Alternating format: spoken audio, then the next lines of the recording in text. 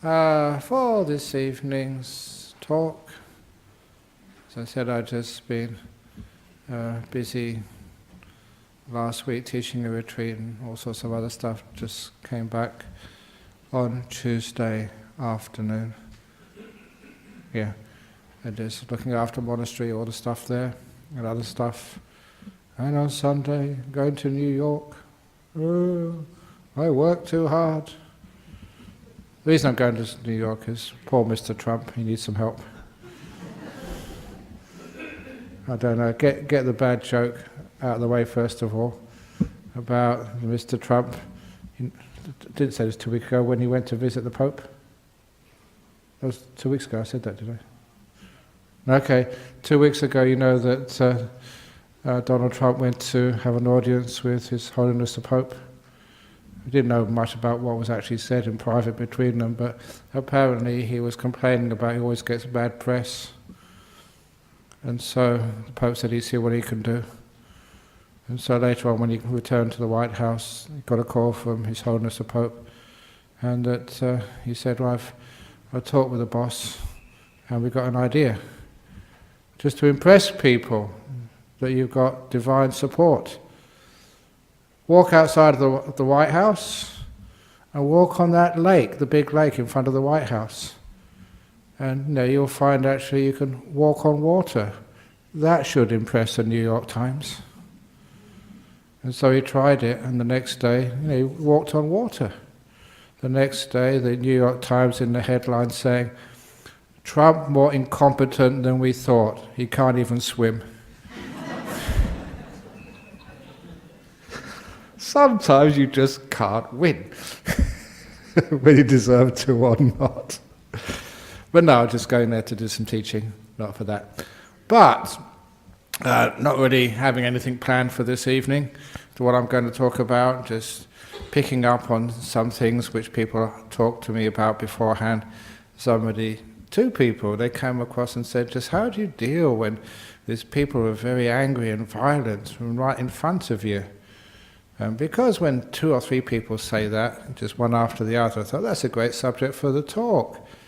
How do you deal, that one person was in a bus and somebody was threatening to smash the driver.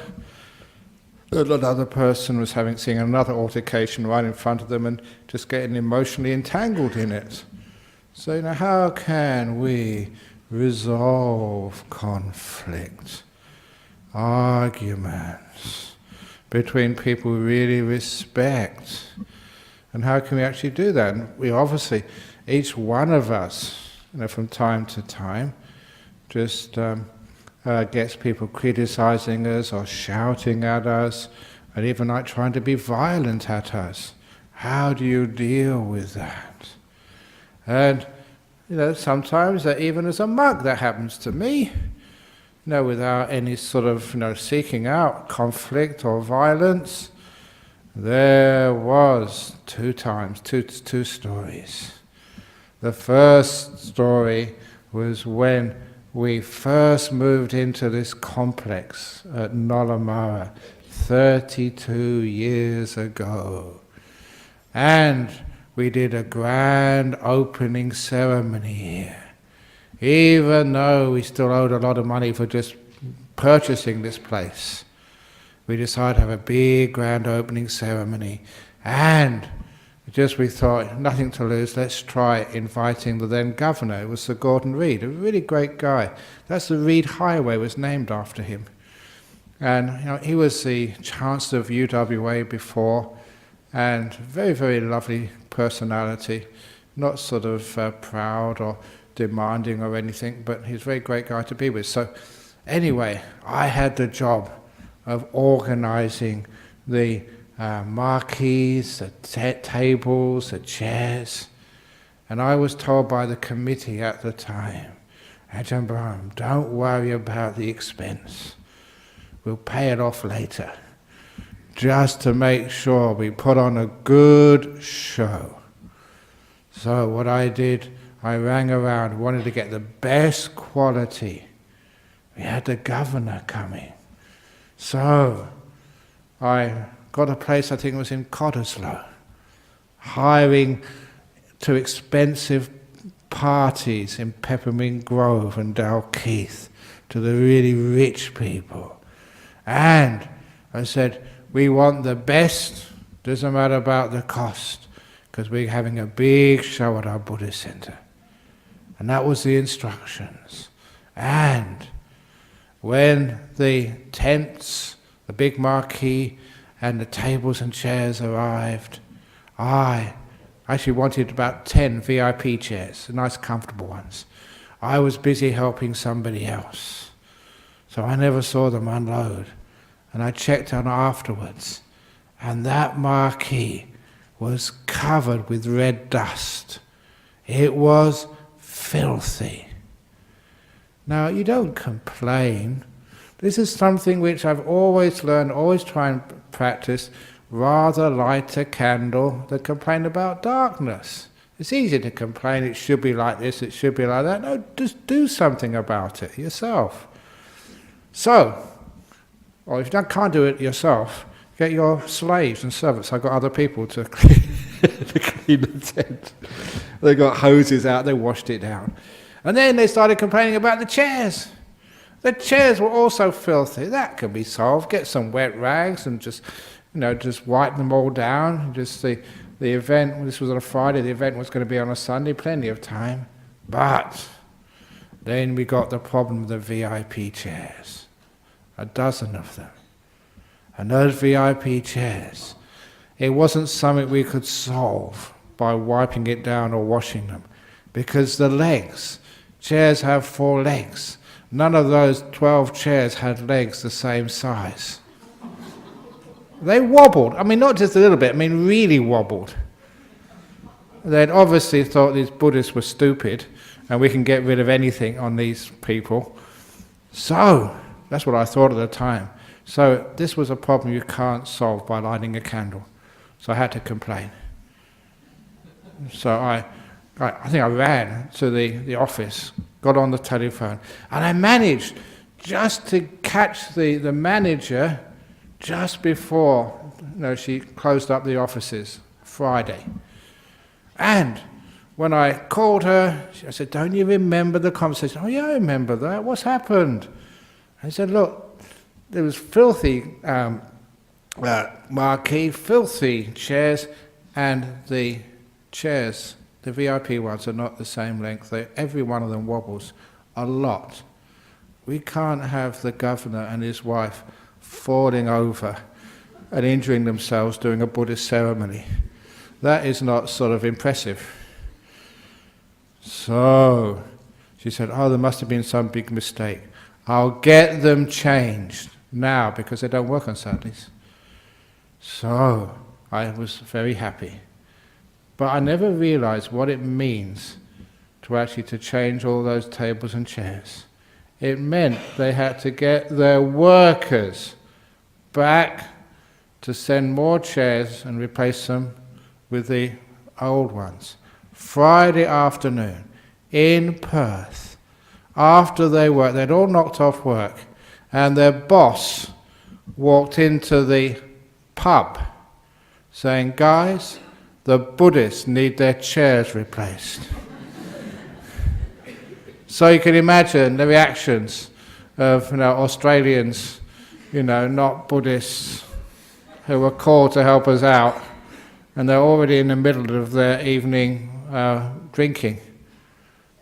So I was waiting for them, because this time you had to check that everything was correct.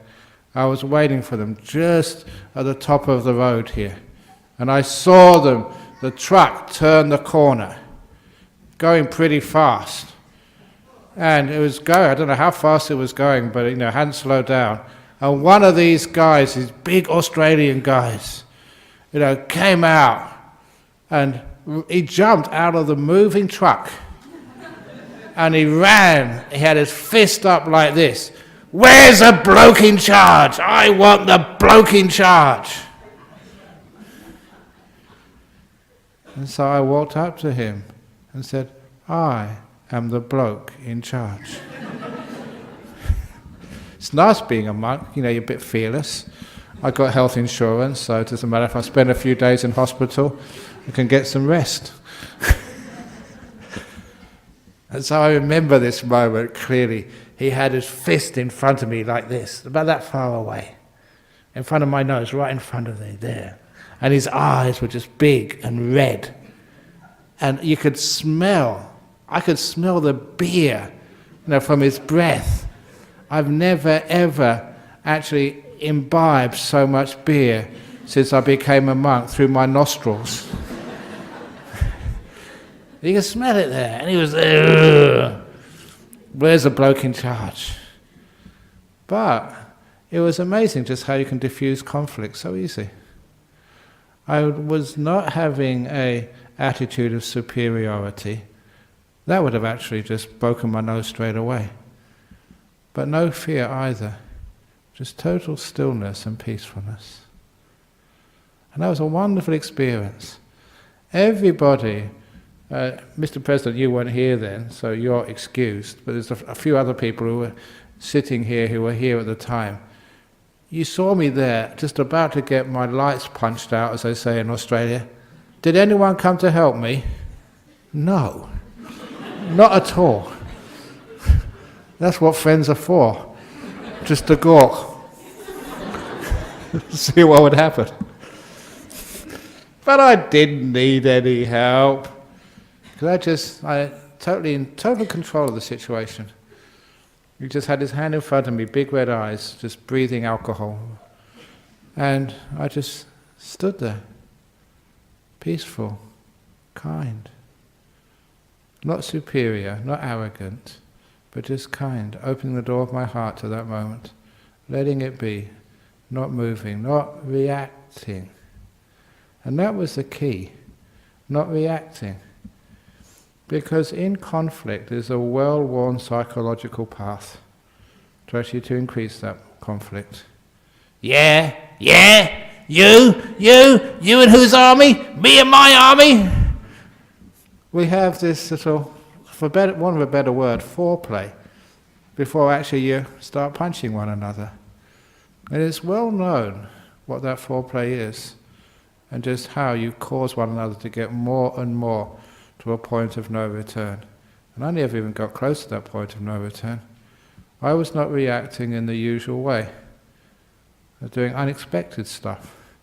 And because it was unexpected, this guy didn't know what to do next. He was frozen. And it was an amazing situation because you really did feel, and I did know, I had that guy totally under my control. He couldn't back down, but he couldn't go any further. This was the amazing psychology of just being aware and being kind, because that's very unusual in this world. It does calm people down. And it was there maybe 3 or 4 minutes until the car parked, the truck parked in front of this building here. And then one of his friends, the boss, the foreman I suppose you'd call him, he came out to us and he put his hand on his friend's shoulder. He was actually frozen there. And said, come on, let's unload the chairs. I said, yeah, I'll come and help you. So we unloaded the chairs together. No violence at all, no conflict. Simply because you did not feed that conflict. A fire needs more fuel to keep on going. The electricity needs more amps to keep it warm.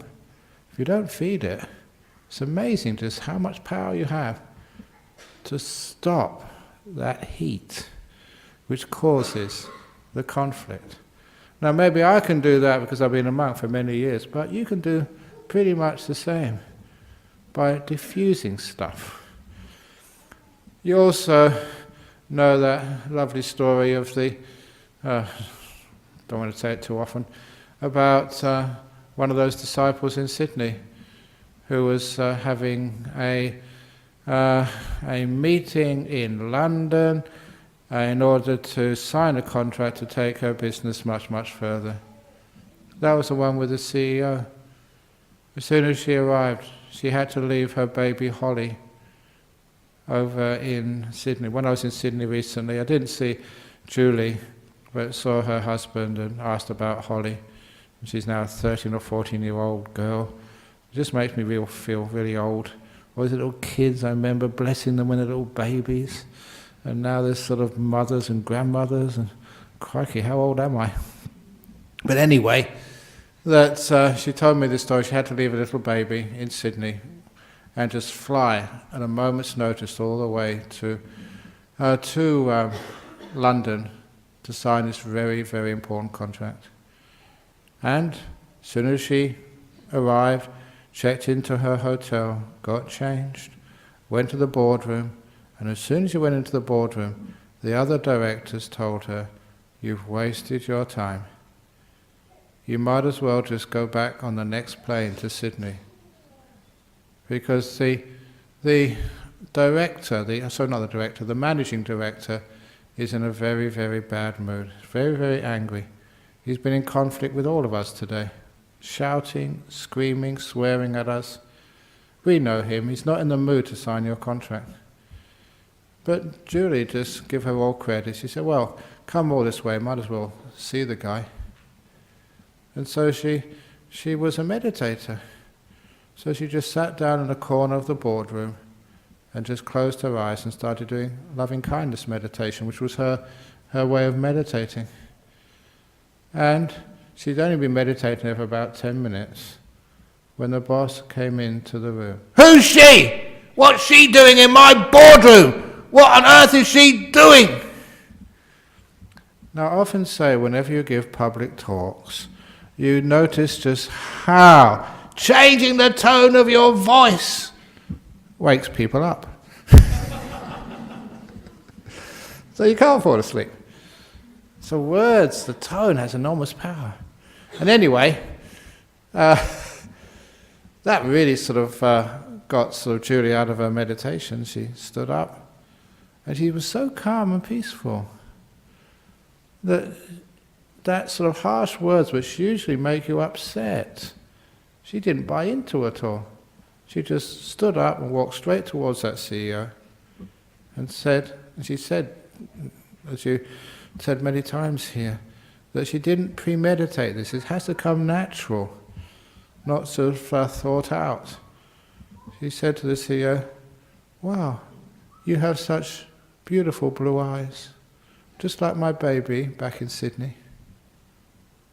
Now, when somebody gets angry at you and wants to, again, punch out your lights, to hit you, to be angry at you, they don't expect to be praised, to be told how beautiful your eyes are. I don't think anyone had ever said that to that CEO. And it worked. It totally diffused the situation. The foreplay of conflict had been stopped, which meant that after a few minutes of total confusion, that CEO replied with a smile, "Really? I've got beautiful blue eyes. Ah, what a lovely thing to say." And she had her contract signed within a few minutes. And that's actually how to diffuse the conflict. It's weird, but if it really is sincere fearlessness and kindness, you find that people just cannot cope with that, and they respect it. And sometimes it just, the violence, the conflict doesn't happen at all. I've had many, many examples of that. Of course, the times it doesn't work I don't hear about, because I don't live to tell the tale. But no, it certainly is an interesting way of dealing with stuff. So if you ever do find, especially if somebody is shouting at you, please find a different way to react than the normal way of fear and aggression back. Do something different. The actual story I wanted to tell, which I've just forgot about, just remembered now, was the time when I used to go, reminded me of going to prisons, and just that sort of plug for what Drew was saying, just how amazing it is going to teach in prisons. I actually learned so much there, because one of the things I respected about the prisons I taught, they never gave you any bullshit. They were always straight up, straight down. They were honest. They said that in here, if you try and be something you're not, we'll tell you straight away. You be honest. It's a strange thing, but people are much more honest in prison than they are in the outside world. Because they've got nothing to lose, they've got nothing to show, they've got nothing to try and be proud about. I found them more open and more honest and straightforward. Anyway, that was just my experience. So anyway, I was teaching down in prison in Bunbury, and in the afternoon I used to go and meditate on the beach. And when I was meditating on the beach one day, just quietly, I heard the whiz of a stone passing by my ear. I realized someone was throwing stones at me. And then another one went over my head. And another one went even closer. And realized that, you had to do something, because sooner or later one of those stones would hit me. And I don't have any padding on my head. So I'm much more vulnerable. So, what did I do? I realized I had to get up, and instead of running away, because if you remember the time, there was this person called Bhagawan Sri Rajneesh, now called Osho, but now passed away, but he was wanting to move here into Western Australia, and of course it was great media. People were just always, interested in him. And his, was it Ma Sheila, wasn't it? She was the front woman, and she was always very nasty on the media. And so they really gave people a very bad reputation, and gave anything Eastern religion a bad reputation. And so, everyone was painted with the same brush. So when they saw me, they shouted out, "Get off the beach, you Rajneeshi!" And so instead of running away, you have to do something a little bit different. I decided to turn around and walk towards them. And it was about half a dozen, or maybe not more than that, maybe about 8 or 9, young men, maybe about 16 or 17. And so as soon as I started to walk towards them, they all ran away. They were run away because they thought, who is this guy who's not afraid of people throwing stones at them? They had much more power than I had. But I ran towards them, and one actually turned around and just was interested. And they walked towards me. So he said, "Look, I'm not a Rajneesh, I'm a Buddhist monk. We're very pacifist. We don't sort of harm anybody. You shouldn't just go throwing stones at people. And even if they were Rajneeshi." And it's amazing, they just listened, and they really respected who I was and how I reacted to that situation. And of course, what happened was I faced them instead of running the opposite way, doing something they never expected. Now that is actually how a lot of conflict can be overcome, by doing the unexpected. The reason is that we're such creatures of habit. This is one of the reasons why we do encourage the practice of things like mindfulness. We can see just how we just almost predictable the way we react. That's why they say you've got buttons, and people keep pushing your buttons. It may be your partner, it may be your mother-in-law, whatever it is, pushing buttons. And how can they do that? It's only because you're predictable in the way you behave. So because of that, the mindfulness, one of its reasons is it gives you choices, more choices. It's like a lot of life, you don't know really what you're doing. You go through the same door, the same way home, the same way of, I often say, like brushing your teeth, for example. When you brush your teeth, what part of the mouth do you start from? Is it the top left, or the middle, or the bottom right? Which do? You find out that usually, most of you will always start the same place. Every morning, every afternoon or evening, no matter how many times you brush your teeth. Sorry. Bit of mindfulness. Know where you start. This evening, start somewhere else. Do it differently. As I often say when I tell this story, live on the wild side. Brush your teeth in a different place. Now that is not just means you're more awake when actually you're doing a simple job. It means also you're getting the ability to be aware of your habitual reactions, why you always do things in the same way, why you've got buttons which people can press anyway, why it is you can't do different things, which always get you into trouble every time, which always causes that conflict. So yeah, you know that there's conflict situations, so maybe do things differently. There's one of the other stories which I think this was in the book called Emotional Intelligence by Daniel Goleman. And it was a person who, he wrote this story somewhere, he wrote this story somewhere, so I can leave it down there, it's okay. So I leave this, he was writing a story which he read, and I remember reading in another magazine somewhere, about a gentleman who was in Japan studying martial arts. And of course, real martial arts should only be used for training out of compassion, not sort of using aggressively. And he was in a crowded train, and I forget what particular martial arts it was, Taekwondo or I know it was karate, but anyway, he was highly sort of skilled in that art, but had some restraint, only use it for kindness or for personal training. But he saw this drunken Japanese guy come on the train and just push his way past a pregnant woman. The pregnant woman fell on the floor. And he thought, this now is a justification. He can actually show off his martial arts. So he went up to this guy, and this guy sort of squared up to him. And he said, you shouldn't do that. And he said, I'm going to teach you some manners. And there's about to be a fight. And this old gentleman in the back of the train sort of came up, touched this drunken man on the shoulder and said, come and have some sake with me. He had a little bottle with him. And so the drunkard, would always like some more sake. So he left the American, the martial arts expert, alone and sat down on a chair with him.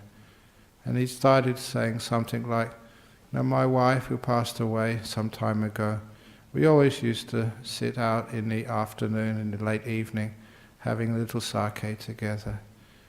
He said it with much kindness, and this drunken man started to cry. And he said his wife too had died only a few months ago, and he was so depressed and upset he'd lost his job, and that's why he took solace in alcohol. And saying the story there, why the violence started, finding another way of dealing with it. This is classic Buddhism. We don't just try and solve problems, violence with more violence, anger with more anger, tension with more tension. We try and find its cause.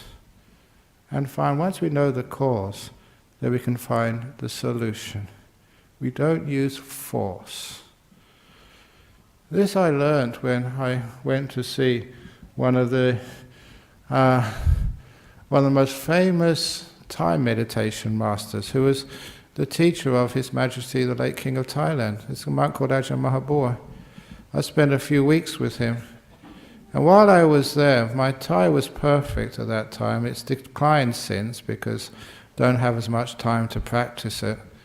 But he decided to give a talk, and in the talk in Thai he said it was for me, this Western monk who just come. And the part I remember there was self-deprecating. He said that his teacher was a famous Ajahn Mun, who was Ajahn Chah's teacher. And he was staying with him and practicing with this great Ajahn Mun. And like many monks at that time, living in the forest, in the jungle, he got malaria. Nearly all the monks had malaria in those days. It was just, as I say, the occupational hazard, living in the jungle. You can't do much about it. So this monk, Ajahn Brahmavamso, he was really a tough fellow, one of the toughest fellows, toughest monks I've ever seen. So when he had his malaria fever, instead of just relaxing, resting, when it came to the work period in the monastery, he got out of his sick bed, put some clothes on, and went down to help the other monks do some sweeping, right in the middle of a fever, using his willpower to control his body. And imagine if you've ever had a very, very strong fever, even standing up, you're very shaky on your feet, you haven't got no energy. But, he had incredible willpower. Probably one of the most I've ever seen. And he picked up a broom and started sweeping, wobbly on his feet, but he was going to do it. At which point his teacher, this Ajahn Brahmavamso, saw him and said, "That is not the way. Your way is using willpower, that's not the Buddhist way. Your way is to investigate, to understand the cause and effect, not to control stuff, but to understand life." And to me that was very important, coming from such a strong monk. How important it is, not when you're facing a situation, not to try and control it or fight it with aggression or wisdom, but to understand, where is this coming from? Why? What feeds it? And what lessens it? Just like I was teaching, when you're relaxing the body, you got an irritation in your throat, which is now gone. What makes that irritation worse? What lessens it? Here you learn conflict resolution. The conflict you have with the sicknesses in the body. The conflict you have with your mind, which makes you tense and stressed. You understand what makes that peaceometer, the needle go down, you're very peaceful. What makes it more agitated? What worsens the situation? You're learning how the conflict in your own mind with life, what causes it? And once you understand that, the conflict in life between two people, you can understand what causes that. Why do good people argue? People you fall in love, and this is something which I sometimes wonder, why can't people learn this? Two people, they meet together, they fall in love, and I do the marriage service for them. And I know them, I respect them, they're very, very good people. They're not perfect people, but they're good enough. And I can see their kindness, but there comes to a point they can't see any kindness in one another. Those of you who've been in failed relationships, especially when you've been married and you have the trauma of a divorce, why do people act that way? There's such a conflict between one another. Blaming is one of the things. Understand that even relationships don't last. Everything passes away. Sometimes it goes past its use-by date. Sometimes it's because the old simile, a glass is fragile, it's got a crack in it, because I know it's not going to last. That is why I don't take it for granted, that's why I care for it. I don't sort of put this in a place where it's likely to sort of be broken. Because I know it one day it will be broken. Because relationships will one day pass, you know they're not going to last forever. That is why I care for it. If I assume this was unbreakable, if this is my soulmate, we're meant to be, and you assume that that's the case, then of course you're not really paying much attention and care, taking things for granted. And that's why it keeps on breaking. If you realize it's going to break for the first time you meet, then it will last much longer. Just like this glass lasts much longer because I care for it, because I know it's going to break. That is one of the reasons we're just stupid sometimes. Take people for granted instead of realizing that caring is such a powerful way of solving conflict. Not curing, but caring. Not using willpower, but using wisdom power to understand. And the way we do that, using wisdom power, a lot of the time with conflict, we're just so narrow-minded and fault-finding. By narrow-minding and fault-finding, the simile is, my hand is so big I can't see anybody. All I can see is my hand. The conflict, the one thing which is upsetting you, is so close to you, you obsess about it. So you can't see anything else. When you actually see the full picture, the big picture, I've never met anybody who needs to be who's a hopeless case. And I make this point because there's many people who come to become monks in my monastery, candidates. And so how on earth can you let that person come into your temple? So give them a chance. Open the door of your heart to them. And they become amazing monks. And these are the sort of monks who become far better than me later on. I'm trying to start to introduce, there's some of the people who've been through difficulties, depressions, schizophrenia, been to jail. I haven't been to any of those places. I'm deprived. And I say that because the old simile of just, the truckload of dung simile, or let's say it as it is, a truckload of shit. Life is like that sometimes. That, you go home after a beautiful talk, a beautiful evening, I hope. You go back and you find there's a big truckload of dung has been delivered right in front of the door of your house. It's there. 10 cubic meters of the dirtiest, smelliest, stinkiest stuff ever. So what do you do with that? First of all, no one saw it coming. So you can't ring up someone to take it away, you're stuck with it. So you've got two ways of dealing with the dung of life. You can carry it around with you, put it in your pockets, up your shirts, in your bags. And so people actually do that. They get upset and angry at life. They carry around all the stuff which happened to them. You didn't deserve that. You didn't order that dung. It's the first thing to remember, that life is like this. It's not your fault. You didn't order it. But the point is, you can't get someone to take it away from you. It's a waste of time coming to me for counselling. I can't take it away from you. All I ever say is, get out the wheelbarrow and spade and take it round the back in your garden. If you haven't got a garden, you can come and bring it here. We need a bit of volunteer work to help with our gardens. And you find it takes a lot of work digging in the dung of life. But the result of that is you get this incredible garden in the back. Well, the flowers are just more fragrant than ever before. And it's not just for you. Even the postman can smell that and enjoy it. And the fruit in your trees, you get so much and it's so sweet, you come and offer it to the monks and the nuns, I hope. Where does that come from? Because the reason I got this simile was I've met great teachers and great attained monks who can't teach.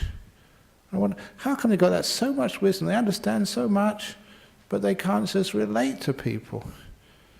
And the reason is because they didn't have so much shit in their life. The ones who'd really been through it, when they actually eventually start teaching, they're amazing people, really inspiring. Say, wow, you have dug all that in, and your compassion, your wisdom has been so heavily fertilized. Now you are wise. So this is why that when you see any problems in life, we learn from it. We don't fight them. We don't have conflict with people. We learn from it. Why? So don't try and stop life. Always ask the question, why? Why is it two people can't live together? Why do people have arguments? I don't know why people have arguments. Who's right, who's wrong? I remember Ajahn Chah telling that he was visiting another monk in Thailand years ago and just asked how things going. He said, it happened to be two nuns in this monastery. This is not just gender specific. Monks have arguments as well. But this day happened to be two nuns. They were arguing. They said, I don't know how to settle this. And Ajahn Chah said, throw both of them out. They're both wrong. And that's where, he didn't actually go through with that. But this is where he said that sometimes you feel you're right. But if you have an argument, you're wrong. Doesn't matter You think you've got all the facts, but being right is not important. Being in harmony is. Why do people fight? As I was mentioning 2 weeks ago, the cause of extremism and terrorism and bombings. Why do people do that? Because I am right. My interpretation of this interpretation of this interpretation of religion is a right one. And you guys are wrong. My teacher would say, anyone who thinks like that, they're always wrong. Doesn't matter if you're a Buddhist. I've got the right interpretation of meditation. My teacher is right, your teacher is wrong. That's not Buddhism at all. What is Buddhism? As I said 2 weeks ago, it's in the heart. It's what creates harmony and peace and gentleness and kindness. That is more important than being right. Get the priorities straightened out. To understand what those priorities are, I should have mentioned this story 2 weeks ago, but I'm thinking about it now because when I go overseas next weekend, I won't be here next Friday, I'll be in Toronto. There's a conference there, that global conference we had a couple of years ago here. That whole series is going to be in Toronto, so that's why I have to go there. So I was the one who suggested, if you can remember, I suggested, where are we going to have the next global conference on Buddhism? I said, why don't we do it in Toronto? I should have kept my big mouth shut. Now I have to go over there. But I like the people over there, it's a very nice place. But one of the ladies, who I hope I will see, Janice, Priddy, if you're seeing this video, please come and say hello when I visit Toronto. Because she stayed some time in Bodhinyana Monastery in the early days, and her husband was some engineer on a contract here in Perth. And her story was amazing, because after finishing the contract, they didn't have any children. They had a small house here in the days you could afford houses. And so her contract finished, going back to Toronto. How do you go back? Flying. They're a young couple, they had time. They bought a yacht, with the money they made selling their house. And they decided to sail back all the way from Fremantle to Vancouver. The idea being that when they get to Vancouver, they got their asset, their yacht, sell it, and they got the deposit for their next house. Brilliant idea. They're young, enjoying their life together, no responsibilities. So a trip of a lifetime, going in a yacht of the South Seas, all the way to the top end, and don't know how many islands until you eventually get to Vancouver. And they had to get some help. They advertised for another couple, and so 2 couples sailing, trip of a lifetime. She managed to get safely back to Vancouver, and she wrote back and told me the story. I wrote about it in Opening the Door of Your Heart, but it's a very amazing story. When they, middle of the ocean, sometimes people say the middle of nowhere. We were just to the northern suburbs this afternoon, and one of the monks said, this is the middle of nowhere. You don't know where nowhere is. So anyway, really in the middle of the ocean, the Pacific Ocean, the biggest ocean in the planet. They had engine trouble. The engine didn't work. So what do? You have to just, 2 guys go back into the engine room to try and fix up the problem. And if any of you have ever tried to fix up a machine, especially an engine, when you don't know too much about what's going on, and a cramped space, really hot, you get frustrated. And frustration eventually led to an argument. Do it this way. No, my way is right. Do it this way. No. You're not listening to me. So many people always think they're right. And so eventually they had this big argument. And when you have arguments, to show you how crazy, how mad you are, one of these guys actually threw down his wrench, said, right, that's it, I'm leaving.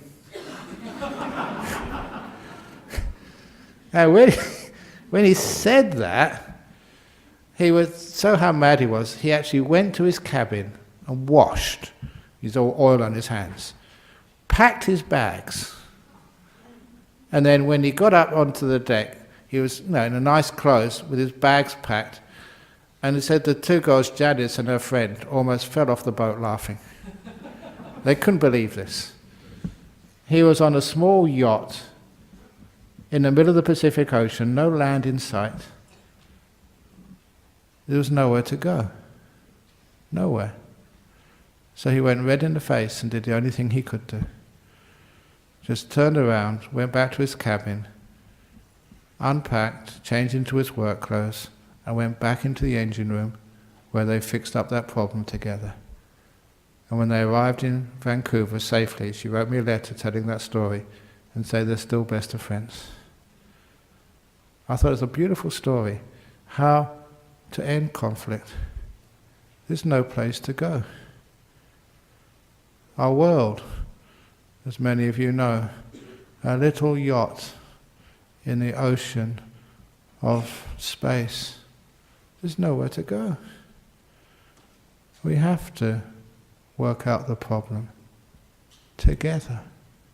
No one can say, right, that's it, we're leaving. And even your little relationship, your family, can you really go anywhere? It would be wonderful if there was nowhere to go. It meant you have to work it out. And you can. And you do. You find the means when you have to. So that's one of the reasons why don't give up too easily. We do work it out. There's nowhere to go. And if we can't learn how to solve conflict and problems, always running away, or the other way of getting rid of problems is pest control. You know what pest control means? So getting rid of him, getting rid of her, running away. Sometimes I think that's not really getting the wise answer to conflict resolution. Changing priorities. What's really important in life? When there's nowhere to go, we have to work it out. And if you change priorities, it's amazing that when people do get aggressive in front of you, number one, you realize you getting aggressive too doesn't help. But you being peaceful and kind does help. Even changing the tone of your voice calms people down. But if you raise the pitch of your voice and you start speaking fast, then you find you get agitated. Simple things. Your body language, your speech has a huge effect on solving conflicts. That's why sometimes you get people, I've had this many times, come and see you in break conflict. Try to get them just to come up, not to solve the conflict, but to actually to change the body language, to be peaceful, to be calm, to be kind. And they feed into your body language and thoughts, and that just undermines the aggression and the fear, the tightness, the tension. Anger, aggression, like anything else, is that very tight guitar string. Pulls so tightly. One last thing! And it gets so easy to make a sound out of. But when you relax, loosen both ends of the string, nothing makes it upset and angry. You react because you're too tense. You are tense. That is the cause of the conflict. Too much stress in your life, not knowing how to let go, always fighting, never using wisdom. This is a wisdom tradition, not a fighting tradition. That fellow in that train could have very easily restrained and knocked out that drunk who pushed over a pregnant woman. But he wouldn't have learned much that way. by finding the source of the problem. That man had just lost his wife. You can't excuse pushing a pregnant woman like that, but find the cause of it. And there you have much greater solutions. Anyway, that's my little bit on conflict management. Do it a different way. Same way is not working in our world.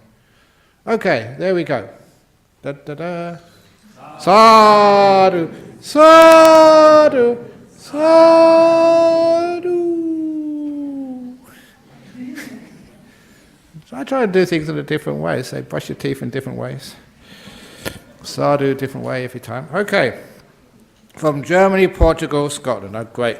Nothing from Trump Tower, and nothing from the Pope, and nothing from...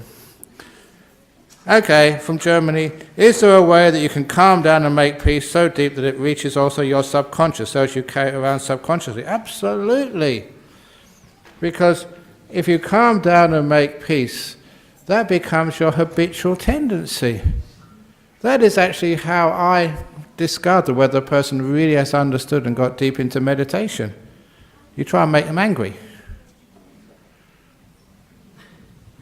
Say an Australian guy comes up and says, I've just gone into deep meditation. I say, impossible. You have to be Asian to really understand Buddhism. You haven't got it in your genes. And if he said, that is racist, Ajahn Brahmavamso, who are you to say that? Whatever it is, you try and use something to upset them. And if they get upset and say, well, it hasn't gone deep enough. But if they just react, oh, okay, fair enough, doesn't matter, then you know that they may have got that peace deep inside. You actually test them out sometimes. So anyway, that's actually, it does go into your deep subconscious. Nothing can actually upset you. Ajahn Brahmavamso, in a difficult political, this is from Portugal, in a difficult political situation in a country where everyone is in the streets fighting, how is it possible to try to help people calm down? Both sides think they are right. Again, if there is a conflict, then both sides are wrong. That's almost like the word of the Buddha. Certainly the word of Ajahn Chah. He said, you're right but not correct. And the other side, you're correct but not right. So instead of fighting together, instead we just... basically, even Winston Churchill said, that's better to jaw than war. It's better to find out why. And find out the underlying reasons why people are upset. They've always got something in the past which they can't let go of, which they can't forgive and let go of, still living in the past. If we can train people to live in the present moment and not keep dragging the past up, you know, who did what to whom so many years ago. So, living in the present moment, but if people are in the streets fighting, I remember just the great Vietnamese Buddhist monk Thich Nhat Hanh. He was in a protest somewhere, I think against the Vietnam War many years ago in New York or somewhere. And it was turning violent. There was Martin Luther King, I think, was there at the same time. And it was getting very violent, people were getting angry. And he was, because he was at the front, walking very slowly. So because he was at the front, everyone else had to walk slowly. And just having to walk slowly actually calmed people down. If you notice when people are aggressive, they always move fast. They're not just speaking fast. They move fast and their arms move fast. If you can actually just move slowly when you're angry, walk slowly when you're upset, speak slowly when you really, really want to give someone a tongue lashing. Do everything slowly. It actually diffuses just the anger, the ill will. It's a bit of control, it's a bit of force, but it works. Doing stuff slowly. You find you can't get angry.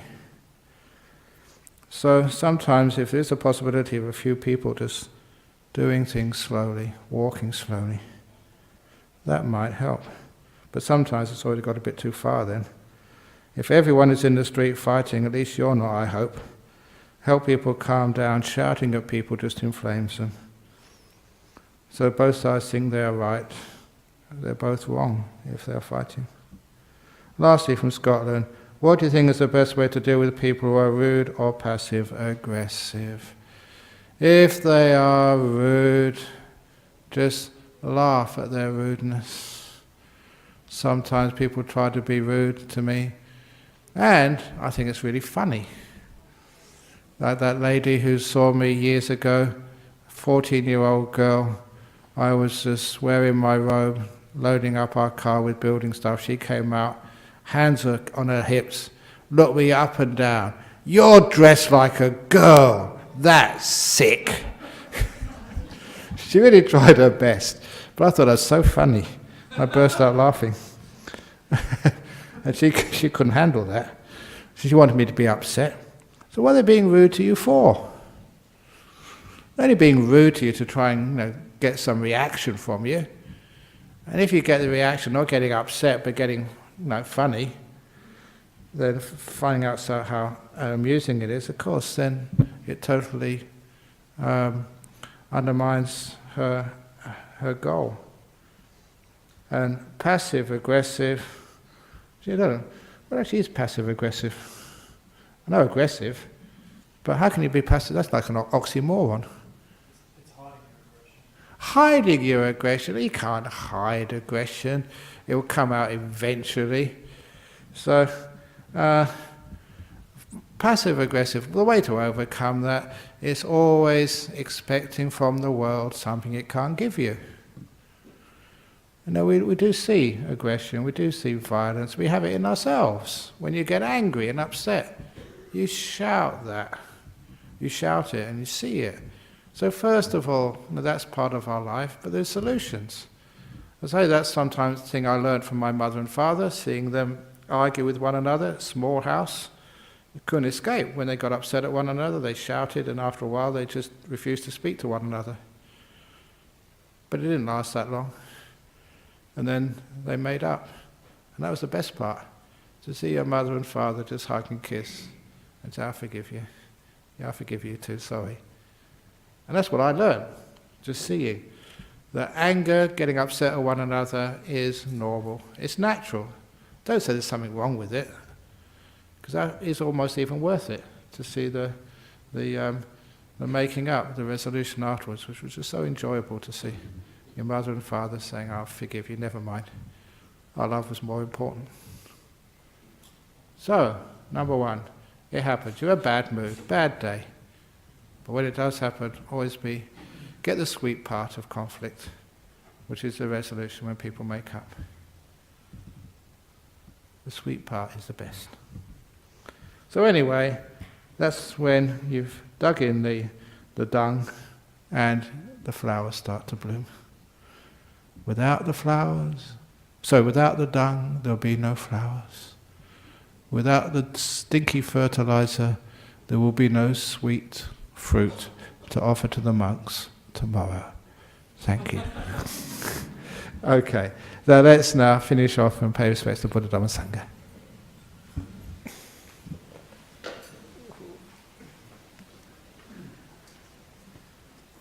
Arahang Samma Sambuddho Bhagava Buddhang Bhagavantang Abhivademi Sawakato Bhagavata Dhammo Dhammang Namasami Supatipano Bhagavato Sawaka Sangho Sanghang Namami.